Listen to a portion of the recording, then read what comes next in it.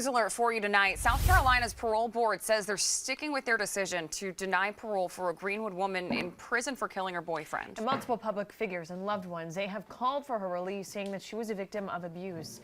Tiffany Carroll, who you see here, serving a 15-year prison sentence for voluntary manslaughter of William Johnson. This happened back in 2017.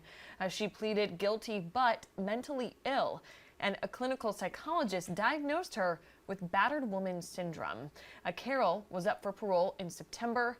That request was denied. One board member referenced an old letter from the Greenwood police chief asking for Carroll to stay in prison. However, the chief since changed his stance and said he would support granting her parole.